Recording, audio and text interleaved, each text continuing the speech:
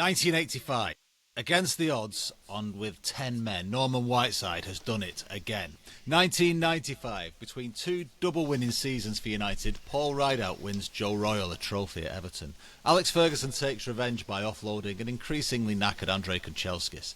2005. Duncan Ferguson scores the only goal against 9 Man United without the help of Peter Willis. Toffees qualify for the Champions League at Liverpool's expense. Something happens for Liverpool to make up for it some weeks later, but sadly that's erased from human consciousness and never again mentioned. In 2015, no one died. But now it's 2025. The Moyes is back in town. Everton are big spenders. And morale at their new home, the unmemorable Solicitor Neyman Son Stadium, is, well, let's ask our guest instead. Paul, Roy and me are joined by Rob, Everton's historian, a kind of like an Everton version of Roy. What is the morale like at the stadium whose name I keep forgetting? At the Hill Dickinson. Morale is moderate, I think. When the season got underway, a few good performances, confidence goes sky high, and then there's been a bit of a reality check. But then we had a win the other week against Fulham, and we're sort of probably back on an even keel. So cautious optimism. I think the more pragmatic supporters, probably like myself, have sort of realised that this isn't a quick fix. After sort of probably 5 years in the doldrums, we're not going to turn things around in one season. So in a better place than we were. Wasn't there, like post Dyche? Yeah, well, Moyes, when David Moyes came in, his return, he certainly steadied the ship when we were not necessarily facing relegation in the face, but we were, we really were struggling under Sean Dyche. So, a positive end to last season. Some acquisitions, a bit of money spent really for the first time in several years, but it's very apparent that we're still a good number of pieces short of a complete jigsaw. But better than we were 12 months ago, certainly better than we were 3 years ago. We try not to do a lot of football, so I won't dwell on it too much. But you spent about 114 million, I think, Everton. Recouped about 10% of that. Dibbling and Grealish really caught the eye for us outsiders. What about those other big signings? Who's looked good and bad so far? Kiernan Dewsbury Hall has come in from Chelsea. That was a big one. Yeah, I like the look of him. Full of energy. Just like his attitude. I like the cut of his jib. He's not been great in every game, but he's certainly brought something to the midfield. We've brought, fairly young French striker called Tiano Barry, and he's found it tough. It's not an easy gig being Everton's centre forward. You tend to be quite isolated, doing a lot of work on your own, and especially if you're coming into the British game from other leagues, it's not an easy thing. So he's found it tough. But there were some glimpses from him in the past game or two that he has got something to offer. As you say, Grealish catches the eye as a great loan signing, and he's certainly just given us the ability to hold on to the ball, something that really Everton have treated like a hot potato for much of the past 5 years. So it's great to actually see one or two players comfortable on the ball, and obviously Iliman Ndiaye, who's in his second season with us, is really lighting up the place on occasion. A real talent who we will unfortunately probably struggle to keep hold of, but such is the way of the pecking order in football. But we're enjoying him while we have him. Yeah, it could be another Onana situation. All right then, listen. So we've dealt with the obvious corruption of '95 and '05. Roy, you think there was something fishy about a game in 1957 you went to in your skiffle days? I know. I'm not sure if you've come across it in your research, Rob, but it was October 1956, and United undefeated the first 14 games in the season, undefeated in the last 14 games of the previous season when they won the title, first title under the Busby Babes. 28 games, and I think the record then was 29. And we're playing Everton at home, and Everton put third from bottom. Everton, United clear top, won it again that season. And they brought Albert Dunlop, 18 years of age, in for his debut. So it's a sure thing. United went 1-0 up. And little old me stood there in the paddock, and we get beat 5-2. Now, the thing that's not annoyed me, but I've tried to ask the question to people who are involved over 70 years. Everton had another debutant that day called Jimmy Gould. Now, for those of us old enough to know about this, about 3 or 4 years later, Jimmy Gould was the absolute ringleader of the match-fixing sensation that rocked football. He was the man who got everyone else in all the divisions to throw games.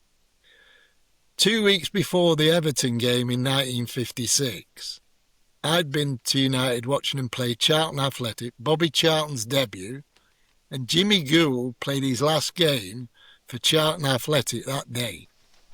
2 weeks after, he rocks up at Old Trafford again, playing for Everton, making his debut. Now, everyone's on about 17 quid a week, whoever you are. And I'm thinking, bloody hell. But how many does it take to throw a match? I mean, the goalie's got to be involved, I assume, and he was my hero, Ray Wood. But, I mean, I don't know. But how the heck could Everton beat them 5-2? And it was incredible. I never got over it. Is it well known right down your way, Rob, that was fixed? I'm fully aware of Jimmy Gould and what went on, the scandal in the early 60s, but that's the first time I've heard of that theory, and fair play to you, Roy, for carrying that around for nearly 7 decades. Yeah. There's breaking news, so I'm going to look into that further. Could it be that you just had an off day? Well, yeah, it was just with him playing, for his last game for Charlton 2 weeks before. I can see him in the bar after, hey lads, I'm going to Everton, I'll be here back in a fortnight. What do you reckon? Absolutely frightening to think how many more trophies United would have had if it wasn't for the vice-like grip that Merseyside has on corruption, isn't it? But that 95 Cup win, though, that was a highlight of a rough decade for Everton, wasn't it? And hold on a minute, I'll get to you in a minute on that, Rob. I do want to ask you something about it. But, Paul, it ruined your nana's wedding. It didn't really ruin my nana's wedding so much as it ruined my experience at wedding. Sorry, say that again. I was messing about because your mic's so terrible and I accidentally muted you. What happened? I said it didn't really ruin my nana's experience of a wedding so much. It ruined my experience of the afternoon. Because obviously, 95 was back in the days when you could tape the match if you weren't able to see it. So I was with my dad and we were like, we'll listen to it. So we won't find out the score, which was doable in the non-smartphone era. And then I think the chef at the wedding was an Everton fan, and we heard a big scream go up, and then that's when we knew that the day was ruined, really. But my other main memory of United Everton, correct me if I'm wrong, Rob, but there was a period on the late early noughties where Everton would pretty much roll over at Old Trafford for a good number of years. I remember I think United won 3-0 once, and I remember being in the South Stand with my dad and my granddad, and Gary Pallister was stood there, and Everton brought on a young 15, 16-year-old lad. And I think he ran it on, obviously, the size difference between him and Gary Pallister. And someone in the crowd shouted, "Have a lie down, Pally." And Gary Pallister was laughing, so we were all laughing. And it turned out to be Franny Jeffers. Franny Jeffers, yeah, he was 16 at the time. Yeah, that was his debut. Yeah. Who went on to have a good career, but yeah, no, you didn't need him in 95. You had Paul Rideout, didn't you? He was enough to ruin the day. I'm glad I remembered that right, because I forgot to double check it. It was him who headed it. What did you do in response to that then? Did you take a week off for it, set some fireworks off, anything like that, Rob? Don't all label us that way. No, very happy though. I was living away at the time, so got over from abroad back to London for that. Great day, and sort of payback for a decade earlier. 85 was one of the saddest days. I went through that period, probably that you've had it at times with United, where you think you're going to win everything or win every match. And in that 84-85 season, Everton were on for the treble, and you just felt pretty confident. And then obviously that brilliant goal from Norman in extra time. That was one of the hardest, toughest defeats I've ever felt. So 95 was a wonderful, nice surprise payback, because clearly we were the underdogs in that season. Horrible day out. But a decade earlier, though, when I remember Everton being a great side, and I can still almost name, that kind of typical 11 that Kendall was playing and everything. Some really fine players. Going back a bit earlier, Roy, in your day, tell me about '63, because I think United were just starting to come good again, and Everton were champions. Yeah, and of course Dennis had a year with us, but around that time there was an Evertonian, Alec Young. I tell you, even though a United fan, he was an incredible footballer. Played centre forward, and he wasn't that tall, 5'8", something like that, but a brilliant footballer.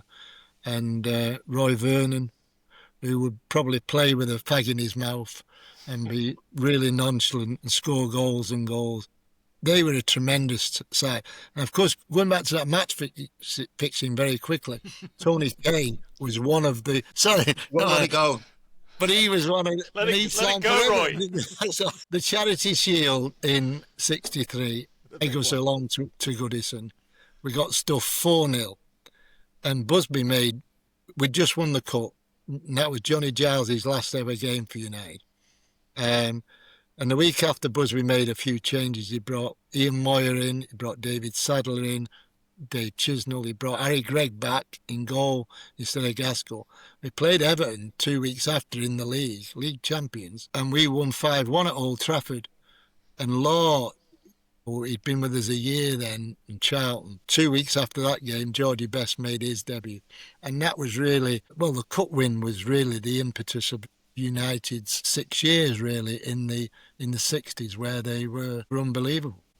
And as Georgie Best said to me one famous night when I was comparing him, he said, the first 5 years of my life from 63 to 68 were absolutely unbelievable, and the next 5 years of my life should have been unforgettable. And he said they were, but for the wrong reasons, because we wouldn't sign any players. And that 60s was, it was like the 26 years of Alec Ferguson, but multiplied 4 times. But yeah, it was great. I had some fabulous times. I remember being at Everton in 60. It's absolutely peed it down, and I'm stood there, and we're 5-0 down at half time. We pulled a goal back in the second half and beat Real Madrid the following Wednesday in a friendly. It was just unbelievable times. Yeah, Everton is I must ask you though, Rob. I was on Law's debut, August 62. Sorry, second game for United, August 62, first away game. And there was 72,000 on, to me, the same Goodison Road, which you just finished playing 6 months ago. I'm thinking, how could that ground hold 72,000 and then be limited to 40,000? Because it's virtually the same ground, wasn't it? Yeah, same footprint. Obviously changed the stands a little bit, but yeah, it does. I think the record attendance was 78,000 just after the war, and you just think, how the hell did people get in there and get out safely? It's amazing, that post-war boom of attendances. Yeah, I'm sure the other lads, weren't they, and the rationing was still going on. I'm sure the other lads will mention, but getting out of Goodison was a rum do, especially when we played Liverpool in semi-finals. That little street up where the players' entrance, well done lads, see you, all the best at Wembley. I don't remember anyone shouting that night. Bleeding hell. It was a bit. I wouldn't remember it anyway, but yeah, the 79 semi especially. Rob, what are your apart from the obvious one in 95 final, what would be your best memories against United? Well, probably again, if you go to the 84-85 season, one of the finest Everton performances I've seen was when we beat United 5-0 at Goodison. Thanks, Andrew. It was around the same time we beat Liverpool at Anfield to sort of break that hoodoo, and it was clear that this was a team that was really going to challenge for something. Just blew United away that day, and then we played United in the League Cup, Milk Cup I think it was back then, about 3 days later. So we went to that, and I remember my dad for some reason rather than parking near Old Trafford, I think we parked in Trafford Park, and I had the longest walk ever to a football match I've ever seen. But it was worth it because we wasn't a great match, but we beat United 2-1 thanks to a John Gidman own goal, ironically, a sort of former Everton full-back. So yeah, those are great memories. More recently, we beat United 4-0 at Goodison. I think 2019 under Marco Silva, and again that was one of those false dawns where we thought, we're going somewhere, and then 6 months later Silva was sacked. So yeah, we've had some results, but as you referred to, there's so many times in the past couple of decades where we've gone to Old Trafford and just it's been like a gimme, hasn't it? It's been 3-0, 4-0 nailed on. It's and as happened last season, in fact, at Old Trafford. So some good memories, but many of them quite a long time ago, sadly for me. We'll get to it. Anyone who wants to get in touch, please do. Cream of Manchester, 1878@gmail.com. And you can find us and bother us on all the socials. It was via social media we found out in the last 24 hours about the death of Manny, the bass player in more than one great band. A lad you'd see at United as well as gigs around Manchester. I first met him at the Inter away game in '99. Paul, you wrote his original obituary for the BBC. Yeah, there was word a few years back he wasn't too good, but I think he seemed to make a recovery because he was due to do a speaking tour. He only announced recently he was going to do a speaking tour, but yeah, I mean, what a band! I mean, Stone Roses' biggest sort of cultural moment was in Spike Island, obviously. She's in Widnes, where I'm from originally, on the Widnes Warrington kind of border. Or as Rob and the Everton fans might call us, woolly-backs. Yes. But, I mean, Manny was obviously a big red as well. The club put out on their social media accounts today talking about what a great guy he was, lifelong red. And, yeah, so, I mean, the Spike Island gig probably for me would have been the only big famous gig that I would have been able to walk home from. But unfortunately, I wasn't a baggy raver at 6 years old. I don't know if anyone else was there. But yeah, I remember seeing him at, I had a band and we played at a festival near Macclesfield, and I remember spotting him and I was like, right, we'll go and bother him with the demo. And I come and grabbed him and he had his sunglasses on and I was like, Manny, I have to ask you from being from around Widnes Way. I was like, what was Spike Island like? And I remember he pulled up his shades and with a big smile on his face, he just went, don't talk to me about Halton Borough Council. And then just gladly, because those Stone Roses, they always tried to make big events of those gigs rather than being normal gigs, and I think they had quite a lot of issues. They obviously played at like Blackpool Empress Ballroom and Spike Island as well, so there were a few issues. But he came across such a nice guy, didn't he? And when obviously on Monday night when United host Everton, what do United always come out to these days? This is the one. You'll hear Manny's bass notes ringing out around the stadium, and I'm sure everyone will have a moment to think about him. Yeah, indeed. He'd be a well-respected Liverpool way as well, wouldn't he, Rob? Yeah, I mean, you always talk about this rivalry between Manchester and Merseyside, but I think musically there's a lot of admiration from both sides. I love the Stone Roses. Beatles and the Stone Roses are my touchstones, really, probably musically. And yeah, I was just gutted and shocked when I heard the news. I've been listening to him on a recent couple of podcast appearances, and he sounded good form, getting over the very sad death of his wife a couple of years ago, and looking forward to going on this sort of speaking tour next year. And he just sounded just such a funny guy to listen to, as well as a quarter of that that fabulous band he made them. To me, he just completed that band when he joined, and he was just the gel that brought those some different personalities together. So yeah, I'm sure if there's any kind of remembrance for him at the game on Monday night, I'm sure Everton fans will fully respect that. Yeah. How many band members can be known by one name only, other than singers? I can think of maybe Ringo and Rennie. Yeah, Bono, Ringo, Rennie. Not many. Yeah. The Edge. Not many. That's two, but yeah, probably get away with the Edge. It's young twins have lost both their parents, as you mentioned there, in a short space of time. So our thoughts with them and all the family. And this episode is reaching its own vanishing point. We should get towards the business end of it. And it sounds obvious, but both sides really need to win this game for pretty different reasons. Like a familiar sort of position of 13th, reasonably like early in the season, Rob. But it'll start being a bit fidgety, won't it? Or do you not count that as would a draw at Old Trafford be a good result? Oh yeah, I think a draw would be a very good result. As I say, we got a win at home the other week, which probably just helped settle a few nerves. So I think a point, we'd take a point, and I suspect David Moyes would take a point. One accusation from David Moyes' first spell at Everton was that he very rarely won away at the big six, if you want to call it that. So as soon as he moved on from United, of course, Roberto Martinez came in and we beat United 1-0. So Moyes is probably overdue winning away at one of the big clubs, if you want to call it that. I can't personally see it. I think if I was a betting man, I'd go for a 1-1 draw. Another draw would be horrible for United, but a defeat would be, honestly, well, you say that. I wish we played United like 5 weeks ago or something, when you did seem to be under the cosh. You seem to have turn things around to a degree. It's all relative. Yeah, let's see if it's clicking. Well, to finish off, Goodison was my first ever away. Loved it. Are we missing it yet? I mean, most Everton fans I've spoken to were more excited than, let's say, most fans of other clubs who've had to go into a shiny new stadium. I think the thing is, we've seen the new ground going up on the waterfront, and it has looked amazing. You know, it's not just an identikit box, which we were threatened with moving to in Kirby. There were plans, and that just looked awful. I was at the meeting for that.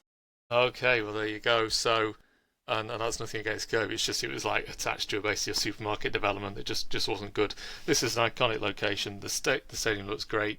So, and I think most people would recognise that if the club was to move on, they had to get somewhere bigger, modern, that could bring in more revenues. And the great thing is, we found out a week before the end of last season that Goodison wasn't going to go full, at the hands of the wrecking ball. So it lives on as the home to the women's team. So it's almost the best of both worlds for us. Still adjusting. Getting to and from the ground isn't the easiest, because there's one way in, one way out, because it's on the waterfront.